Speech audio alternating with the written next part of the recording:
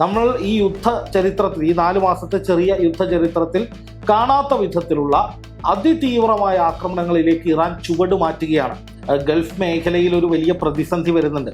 ഗൾഫിൽ നിന്ന് ലീവിൽ നാട്ടിലെത്തിയവർക്ക് തിരിച്ചു പോകാൻ കഴിയാത്ത സാഹചര്യമുണ്ട്. അവിടെ നിന്ന് ലീവിന് നാട്ടിലേക്ക് വരാൻ കഴിയാത്ത സാഹചര്യമുണ്ട്. അവിടെ പല കമ്പനികളും ഗുരുതരമായ പ്രതിസന്ധിയെ നേരിടുന്നുണ്ട് എന്ന് തന്നെയാണ് ആ മേഖലയിലുള്ളവർ പറയുന്നത്. ഇപ്പോൾ അമേരിക്കയുടെ നഷ്ടം കോടികളാണെങ്കിൽ അതിന് വേണ്ടിവരുന്ന ഇറാന്റെ ചെലവ്, ആ ആയുധങ്ങൾക്ക് വേണ്ടിവരുന്ന ചെലവ് 10,000-10,000 ആയിരിക്കും. ട്രംപ് എത്തി നിൽക്കുന്ന പ്രതിസന്ധി, ഇനിയും യുദ്ധം ചെയ്താൽ വലിയ നാശമുണ്ടാകുമെന്ന് തിരിച്ചറിവ്, യുദ്ധം ചെയ്യാനായിട്ട് കഴിയാത്ത അവസ്ഥ. പക്ഷേ യുദ്ധം ചെയ്യാതെ ഇറാൻ വിടുകയുമില്ല. യുദ്ധം ചെയ്യാതെ ഇറാന്റെ മുന്നിൽ പിടിച്ചു നിൽക്കാൻ കഴിയില്ല. അങ്ങനെ മൊത്തം കുടുങ്ങി നിൽക്കുകയാണ്. അതുകൊണ്ടാണ് ഇറാൻ എന്ന് പറയുമ്പോഴേക്കും എൻ്റെ അമ്മോ എന്ന് പറഞ്ഞ് ട്രംപ് ഓടി ഒളിക്കുന്നത്. ഇത് അമേരിക്ക അടപടലും തീർന്നിരിക്കുകയാണ്. കാരണം ഇറാന്റെ ഇപ്പോൾ വന്ന ആക്രമണം പോലും വലിയ രീതിയിലുള്ള നാശനഷ്ടങ്ങൾ സംഭവിച്ചു എന്നുള്ള റിപ്പോർട്ടുകളാണ് അൽ ജസീറ ഉൾപ്പെടെ റിപ്പോർട്ട് ചെയ്യുന്നത്.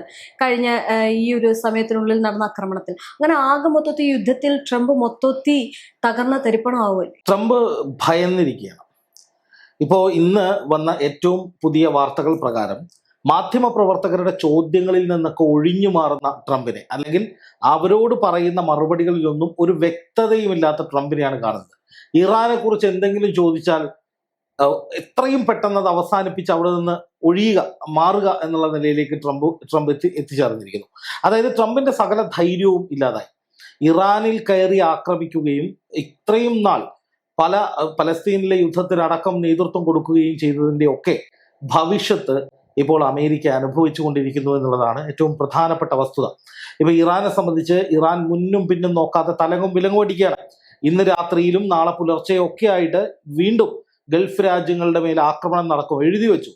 ഇതുവരെ കണ്ടതിനേക്കാൾ കൂടുതൽ പ്രഹരശേഷിയുള്ള നിരന്തരമായ ആക്രമണങ്ങൾ കുവൈറ്റിലേക്കും ബഹ്റൈനിലേക്കും ഒമാനിലേക്കും, അടുത്ത ലിസ്റ്റിലുള്ളത് സൗദിയാണെന്നാണ് അറിയാൻ കഴിയുന്നത്. സൗദിയിലെ എണ്ണ കേന്ദ്രങ്ങളിലേക്ക് ഉൾപ്പെടെ ഇറാൻ ആക്രമണം നടത്താനുള്ള സാധ്യതയാണ് അന്താരാഷ്ട്ര തലത്തിൽ യുദ്ധ നിരീക്ഷകരൊക്കെ ചൂണ്ടിക്കാണിക്കുന്നത്. കാരണം ഇറാനെ സംബന്ധിച്ച് ഇറാന് സമ്മർദ്ദം കൊടുത്തുകൊണ്ടേയിരിക്കണം. അമേരിക്കയ്ക്ക് മേൽ അവരുടെ സമ്മർദ്ദം ശക്തമാക്കണം. അപ്പൊ ഇന്ന് പുറത്തു വന്ന ഒരു പുതിയ കണക്ക് പ്രകാരം ഇറാന്റെ ചരക്കു നീക്കം, അതായത് ഇറാനിൽ നിന്നുള്ള എക്സ്പോർട്ടും ഇറാനിലേക്കുള്ള ഇമ്പോർട്ടും ഏതാണ്ട് 80% മുകളിൽ ഇടിഞ്ഞു എന്നുള്ളതാണ്. അതിന് കാരണം ഹോർമുസിൽ അമേരിക്ക ഏർപ്പെടുത്തിയ കൗണ്ടർ ഉപരോധമാണ്. അതായത് ഇറാൻ ഹോർമുസ് ഉപരോധിക്കുമ്പോൾ ഹോർമുസിലെ തന്നെ ഇറാനിലേക്കുള്ള പാതയും അമേരിക്ക ഉപരോധിച്ചു. അപ്പോൾ പകരത്തിന് പകരം എന്ന നിലയിൽ അമേരിക്ക നീങ്ങുന്നത് ഇറാനെ വല്ലാതെ വിഷമിപ്പിക്കുന്നുണ്ട്, പ്രശ്നത്തിലാക്കുന്നുണ്ട്. അപ്പൊ അതിന്റെ കൂടി ദേഷ്യം തീർക്കുക. അപ്പൊ ഇറാനെ സംബന്ധിച്ച് ഹോർമുസിൽ ടോൾ ഏർപ്പെടുത്തുക, അമേരിക്ക തങ്ങളുടെ ആവശ്യങ്ങൾ അംഗീകരിക്കുക, ഉപരോധങ്ങൾ നീക്കുക എന്നതിനേക്കാളും ഒക്കെ ഇപ്പോൾ അടിയന്തര പ്രാധാന്യത്തിൽ നടപ്പാക്കേണ്ടത് അവരുടെ രാജ്യത്തേക്കുള്ള ചരക്ക് ഗതാഗതം സുഗമമാക്കുക, അവരുടെ രാജ്യത്ത് നിന്ന് പുറത്തേക്കുള്ള ചരക്ക് ഗതാഗതം സുഗമമാക്കുക. അങ്ങനെ ഇപ്പോൾ നിലനിൽക്കുന്ന വലിയ പ്രതിസന്ധി പരിഹരിക്കുക എന്നുള്ളതാണ് ഇറാനെ സംബന്ധിച്ചിപ്പോൾ ഏറ്റവും പ്രഥമമായി അവർ പരിഗണന നൽകുന്നത്. അതുകൊണ്ട് തന്നെ ഇനിയും അതിരൂക്ഷമായ, നമ്മൾ ഈ യുദ്ധ ചരിത്രത്തിൽ, ഈ 4 മാസത്തെ ചെറിയ യുദ്ധ ചരിത്രത്തിൽ കാണാത്ത വിധത്തിലുള്ള അതിതീവ്രമായ ആക്രമണങ്ങളിലേക്ക് ഇറാൻ ചുവട് മാറ്റുകയാണ്. അത് ട്രംപിന് അഡ്രസ് ചെയ്യാൻ പറ്റുന്നില്ല. ട്രംപിനോട് മാധ്യമങ്ങൾ ഇത് സംബന്ധിച്ച് ചോദിക്കുമ്പോൾ ഉടൻ തന്നെ യുദ്ധം അവസാനിക്കുമെന്നാണ് ട്രംപ് പറയുന്നത്. അതിനുവേണ്ട നീക്കങ്ങളൊക്കെ ഞാൻ നടത്തുന്നുണ്ട്. പക്ഷെ ഇറാൻ അതൊന്നും കേൾക്കാൻ തയ്യാറാകുന്നില്ല. അപ്പൊ ട്രംപ് പറയുന്നു ഉടൻ യുദ്ധം അവസാനിക്കുമെന്ന് പറയുമ്പോൾ ഇറാൻ പറയുന്നു, അല്ലെങ്കിൽ യുദ്ധം ശരിക്കും നിർത്തേണ്ട ഇറാൻ പറയുന്നത് ഞങ്ങൾക്കൊന്നും അറിയില്ല, ഞങ്ങൾ ചർച്ചയ്ക്കില്ല, ചർച്ചകളൊന്നും വിജയകരമല്ല, ഞങ്ങൾ മുന്നോട്ട് പോവുകയാണ്, ഞങ്ങളുടെ നീക്കങ്ങളുമായിട്ട് ഞങ്ങൾ മുന്നോട്ട് പോകുകയാണ്. അപ്പോൾ അത് ട്രംപിന് ഏൽപ്പിക്കുന്ന ആഘാതം വളരെ വലുതാണ്.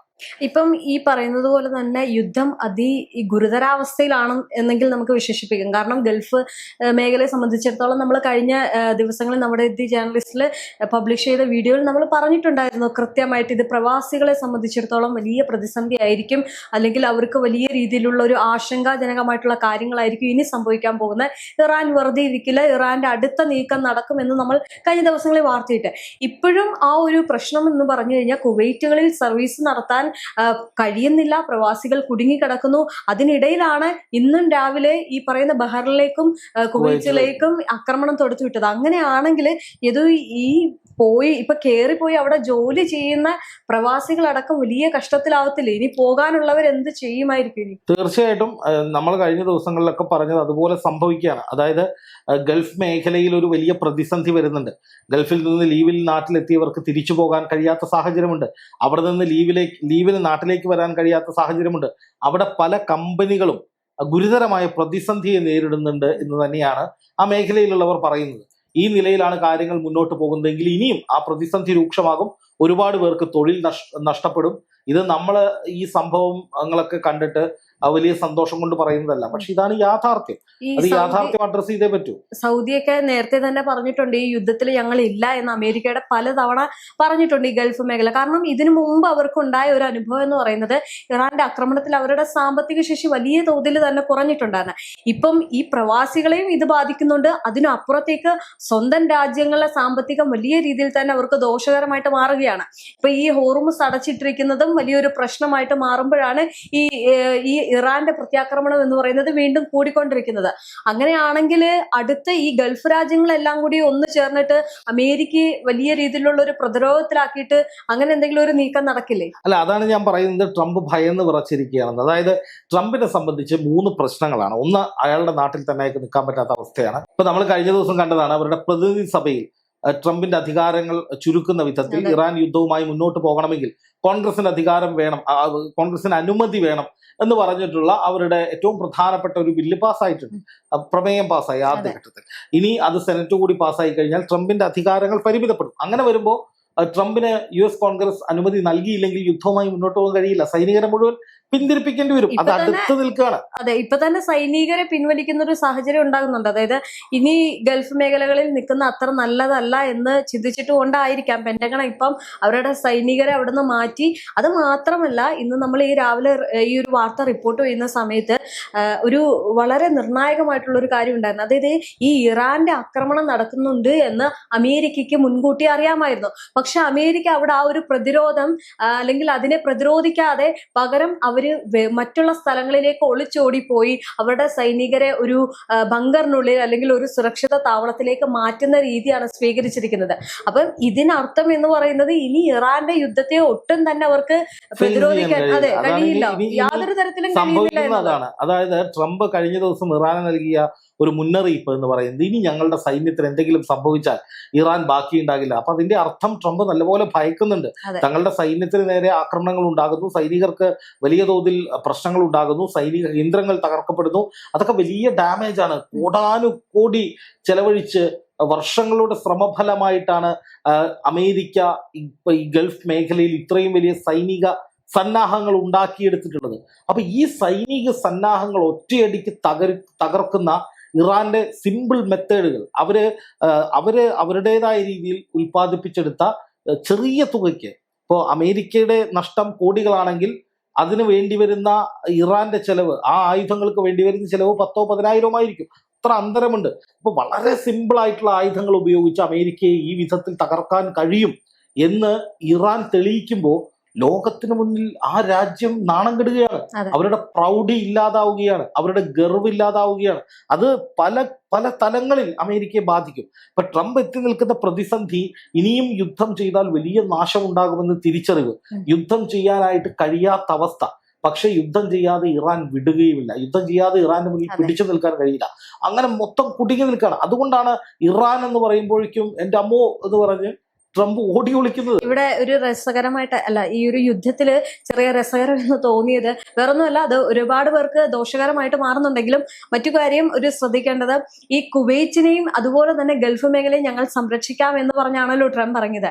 കഴിഞ്ഞ ദിവസം നടന്ന ഈ ഒരു യുദ്ധത്തില് കുവൈറ്റ് പ്രതിരോധിക്കുന്ന സമയത്ത് ഒളിച്ചോടുന്ന ട്രംപിനെ അല്ലെങ്കിൽ അവരുടെ സൈനികരെയാണ് കാണാൻ സാധിക്കുന്നത്. അതായത് സുരക്ഷിത ഒരുക്കാം എന്ന് പറഞ്ഞിട്ട് അവിടെ വന്നിട്ട് ഏറ്റവും ലാസ്റ്റ് കുവൈറ്റിന്റെ സുരക്ഷിതയിൽ ഇവര് പോയി ഒളിക്കുന്നതാണ് കാണുന്നത്. അതാണ് പറഞ്ഞത്. അതായത് കുവൈറ്റ്, ബഹ്റൈൻ, സൗദി അടക്കം 8 രാജ്യങ്ങളിൽ അമേരിക്കൻ സൈനിക കേന്ദ്രങ്ങൾ തകർന്നിട്ടുണ്ട്. അപ്പൊ അമേരിക്കയുടെ പ്രതിരോധ സംവിധാനങ്ങൾ അവരുടെ സൈനിക കേന്ദ്രങ്ങൾക്ക് പോലും, അവരുടെ സ്വന്തം സൈനിക കേന്ദ്രങ്ങൾക്ക് പോലും സുരക്ഷ നൽകുന്നില്ല.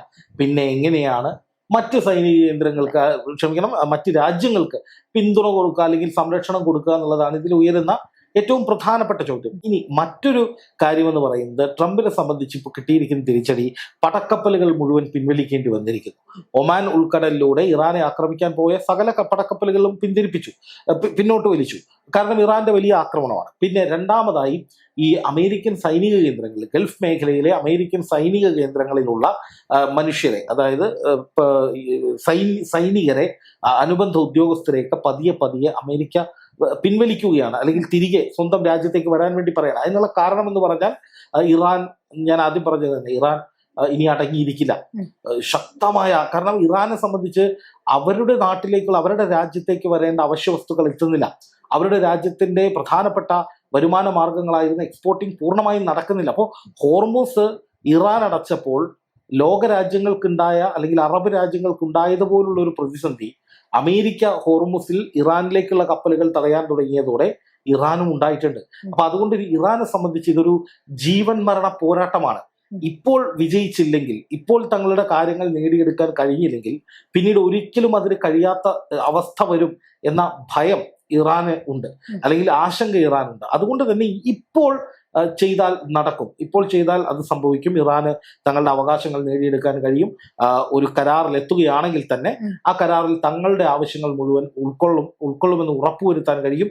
അതുകൊണ്ട് തന്നെയാണ് ഇറാൻ കടന്നാക്രമിക്കുന്നത്. ഇപ്പൊ കുവൈറ്റിൽ, ബഹ്റൈനിൽ ആക്രമണം നടത്തുന്നു, ഒമാനിൽ അമേരിക്കൻ സൈനിക വ്യൂഹത്തിന് നേരെ ആക്രമണം നടത്തുന്നു, ഗൾഫ് മേഖലയിലെ മറ്റ് അമേരിക്കൻ സൈനിക കേന്ദ്രങ്ങളിലേക്ക് ആക്രമണം നടത്തുന്നു, ഇസ്രായേൽ ഹിസ്ബുള്ളയെ കൊണ്ട് ആക്രമിപ്പിക്കുന്നു. അങ്ങനെ സകല മേഖലകളിലും തങ്ങളുടെ സാന്നിധ്യം അറിയിക്കാൻ, അല്ലെങ്കിൽ ശക്തമായ ചുവടുവയ്പ് നടത്താൻ ഇറാന് കഴിഞ്ഞിട്ടുണ്ട്. അതുകൊണ്ട് തന്നെ ഗൾഫ് മേഖലയിൽ ഇനിയും പ്രതിസന്ധി ഗുരുതരമാകുമെന്ന് തന്നെയാണ് മനസ്സിലാക്കേണ്ടത്. അതായത് അവിടെ നിരന്തരമായ ആക്രമണങ്ങൾ ഉണ്ടായേക്കാം. ഒരു ഫുൾ ടൈം വാർ, അതായത് മുഴുവൻ സമയ യുദ്ധത്തിന് നിൽക്കുന്ന അവസ്ഥയിലേക്ക്, അതിനെ ഫേസ് ചെയ്യുന്നത് പോലുള്ള ഗുരുതരമായ പ്രതിസന്ധികൾ ഗൾഫ് മേഖല അഭിമുഖീകരിച്ചേക്കാം. ഒരു ഘട്ടം കൂടി കഴിഞ്ഞാൽ ഗൾഫ് മേഖലയിലെ ഓയിൽ റിഗുകൾ, അതുപോലെ തന്നെ ഈ പറയുന്ന എണ്ണ സംഭരണശാലകൾ, പ്രധാനപ്പെട്ട കമ്പനികൾ തുടങ്ങിയവയിലേക്കൊക്കെ ഇറാൻ ആക്രമണം നടത്താനുള്ള സാധ്യതയുണ്ട്. കാരണം ഇറാനെ സംബന്ധിച്ച് ഇപ്പോൾ സമ്മർദ്ദം ചെലുത്തിയില്ലെങ്കിൽ പിന്നെ അതിനുള്ള സാഹചര്യം ഉണ്ടായെന്ന് വരില്ല. കാരണം ഇറാനും വലിയ തോതിൽ നാശനഷ്ടങ്ങൾ ഉണ്ടായിട്ടുണ്ട്, അവിടെയും വലിയ പ്രശ്നങ്ങൾ ഉടലെടുക്കുന്നുണ്ട്.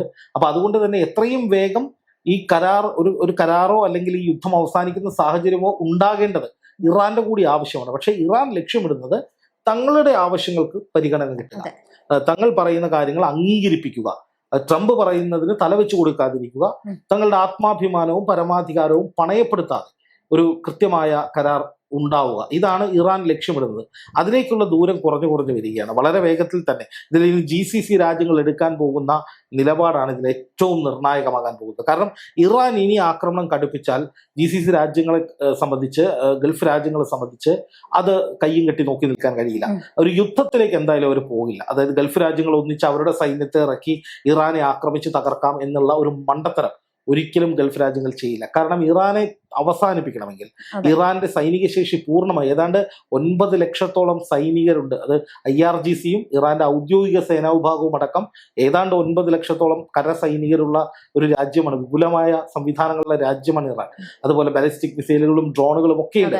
ഇതൊക്കെ എന്ന് പറയുന്നത് ഗൾഫ് രാജ്യങ്ങളുമായി ചേർന്ന് കിടക്കുകയാണ്. അപ്പോൾ ഒരിക്കലും ഒരു കരയുദ്ധത്തിലേക്ക് നേരിട്ട് ഇറാനുമായി ഏറ്റുമുട്ടാനോ അല്ലെങ്കിൽ ഇറാനുമായി നേർക്കുനേർ അടിക്കാനോ ഗൾഫ് രാജ്യങ്ങൾ തയ്യാറാവില്ല. മറിച്ച് അവർ ചെയ്യാൻ പോകുന്ന കാര്യം അമേരിക്കയ്ക്ക് മേൽ കടുത്ത സമ്മർദ്ദം ചെലുത്തുക എന്നുള്ളത് തന്നെയാണ്.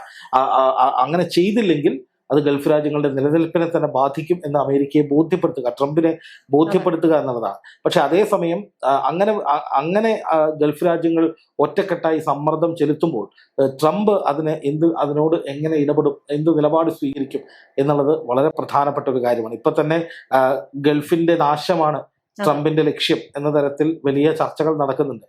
കാരണം ട്രംപിന് ഒന്നും സംഭവിക്കാനില്ല, അമേരിക്ക എന്ന രാജ്യത്തിന് നേരിട്ട് ഒരാക്രമണവും ഏൽക്കാൻ പോകുന്നില്ല. അതുകൊണ്ട് തന്നെ ട്രംപും അമേരിക്കയും ഫിസിക്കലി സേഫാണ്. പക്ഷേ ട്രംപ് അവിടെ കിടന്ന് എന്തെങ്കിലും ചെയ്യുമ്പോൾ ഏറ്റവും കൂടുതൽ നാശനഷ്ടം ഉണ്ടാകുന്നത്, അനുഭവിക്കുന്നത് ഗൾഫ് രാജ്യങ്ങളാണ്.